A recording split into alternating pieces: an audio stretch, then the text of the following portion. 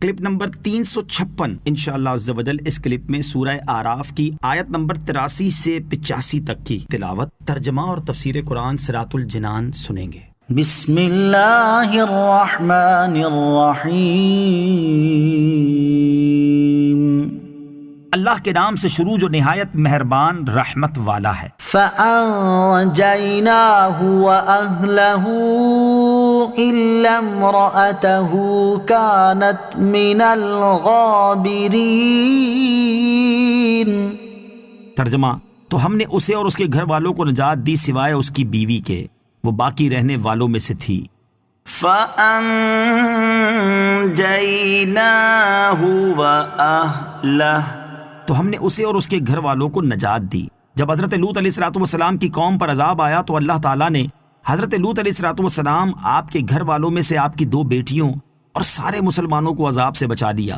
البتہ حضرت لوط علیہ السلام کی بیوی جس کا نام واہلہ تھا، وہ آپ پر ایمان نہ لائی بلکہ کافرہ ہی رہی، اپنی قوم سے محبت رکھتی اور ان کے لیے جاسوسی کرتی تھی، یہ عذاب میں مبتلا ہوئی۔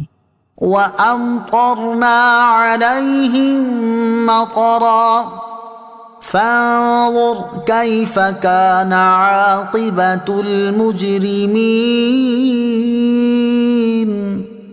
ترجمہ، اور ہم نے ان پر بارش برسائی تو دیکھو مجرموں کا کیسا انجام ہوا۔ وَأَمْطَرْنَا عَلَيْهِمْ مَطَرًا، اور ہم نے ان پر بارش برسائی۔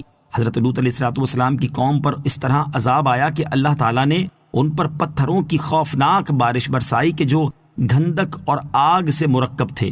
ایک قول یہ ہے کہ بستی میں رہنے والے جو وہاں مقیم تھے وہ تو زمین میں دھسا دیے گئے، اور جو سفر میں تھے وہ اس بارش سے ہلاک کیے گئے۔ امام مجاہد رحمۃ اللہ تعالی علیہ نے کہا کہ حضرت جبریل علیہ السلام نازل ہوئے اور انہوں نے اپنا بازو قوم لوط کی بستیوں کے نیچے ڈال کر اس خطے کو اکھاڑ لیا اور آسمان کے قریب پہنچ کر اس کو اوندھا کر کے گرا دیا، اور اس کے بعد پتھروں کی بارش کی گئی۔ آیت وَأَمْطَرْنَا عَلَيْهِمْ مَطَرًا سے معلوم ہونے والے مسائل۔ اس آیت سے 2 مسئلے معلوم ہوئے۔ نمبر 1، یہ بدکاری تمام جرموں سے بڑا جرم ہے کہ اس جرم کی وجہ سے قوم لوط پر ایسا عذاب آیا جو دوسری عذاب پانے والی قوموں پر نہ آیا۔ نمبر 2، مجرموں کے تاریخی حالات پڑھنا اور ان میں غور کرنا بھی عبادت ہے تاکہ اپنے دل میں گناہوں سے نفرت پیدا ہو۔ اسی طرح محبوب قوموں کے حالات میں غور کرنا محبوب ہے تاکہ اطاعت کا جذبہ پیدا ہو۔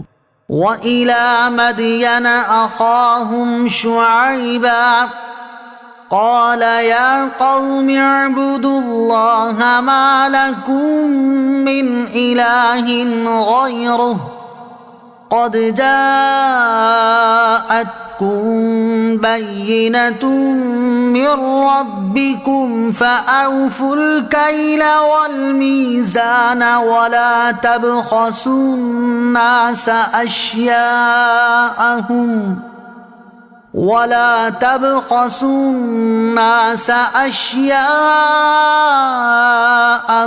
وَلَا تُفْسِدُوا فِي الْأَرْضِ بَعْدَ إِصْلَاحِهَا ذَلِكُمْ خَيْرٌ لَكُمْ إِن كُنتُم مُّؤْمِنِينَ۔ ترجمہ، اور مدین کی طرف ان کے ہم قوم شعیب کو بھیجا، انہوں نے فرمایا اے میری قوم، اللہ کی عبادت کرو اور اس کے سوا تمہارا کوئی معبود نہیں، بے شک تمہارے پاس تمہارے رب کی طرف سے روشن دلیل آ گئی، تو ناپ اور تول پورا پورا کرو اور لوگوں کو ان کی چیزیں کم کر کے نہ دو، اور زمین میں اس کی اصلاح کے بعد فساد نہ پھیلاؤ، یہ تمہارے لیے بہتر ہے اگر تم ایمان لاؤ۔ وَإِلَى مَدْيَنَ أَخَاهُمْ شُعَيْبًا، اور مدین کی طرف ان کے ہم قوم شعیب کو بھیجا۔ مدین حضرت شعیب علیہ السلام کے قبیلے کا نام ہے اور ان کی بستی کا نام بھی مدین تھا۔ اس بستی کا نام مدین اس لیے ہوا کہ یہ لوگ حضرت ابراہیم علیہ السلام کی اولاد سے ایک بیٹے مدین کی اولاد میں سے تھے۔ مدین اور مصر کے درمیان 80 دن کے سفر کی مقدار فاصلہ تھا۔ حضرت شعیب علیہ السلام بھی حضرت ابراہیم علیہ السلام کی اولاد سے ہیں۔ آپ علیہ السلام کی دادی حضرت لوط علیہ السلام کی بیٹی تھیں۔ حضرت شعیب علیہ السلام اہل مدین کے ہم قوم تھے اور آپ علیہ السلام انبیاء بنی اسرائیل میں سے نہ تھے۔ قد جاءتكم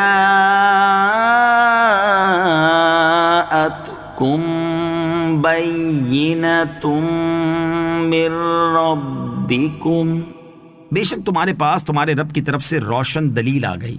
اس آیت سے ثابت ہوا کہ حضرت شعیب علیہ السلام معجزہ لے کر آئے تھے، البتہ قرآن پاک میں معین نہیں کیا گیا کہ ان کا معجزہ کیا اور کس قسم کا تھا۔ حضرت شعیب علیہ السلام کے معجزات میں سے ایک معجزہ یہ بھی ہے کہ آپ علیہ السلام نے حضرت موسیٰ علیہ السلام کو بکریاں تحفے میں دے کر فرمایا یہ بکریاں سفید اور سیاہ بچے جنیں گی، چنانچہ جیسے آپ علیہ السلام نے فرمایا ویسے ہی ہوا۔ فَأَوْفُوا الْكَيْلَ وَالْمِيزَانَ،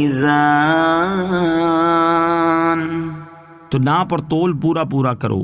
حضرت شعیب علیہ السلام کی قوم میں شرک کے علاوہ بھی جو گناہ عام تھے ان میں سے ایک ناپ تول میں کمی کرنا، اور دوسرا لوگوں کو ان کی چیزیں کم کر کے دینا، اور تیسرا لوگوں کو حضرت شعیب علیہ السلام سے دور کرنے کی کوششیں کرنا تھا۔ حضرت شعیب علیہ السلام نے اپنی قوم کو ناپ تول میں کمی کرنے اور لوگوں کو ان کی اشیاء گھٹا کر دینے سے منع فرمایا، اور زمین میں فساد کرنے سے روکا، کیونکہ اس بستی میں اللہ تعالیٰ کے نبی تشریف لے آئے اور انہوں نے نبوت کے احکام بیان فرما دیے، تو یہ بستی کی اصلاح کا سب سے قوی ذریعہ ہے، لہٰذا اب تم کفر و گناہ کر کے فساد برپا نہ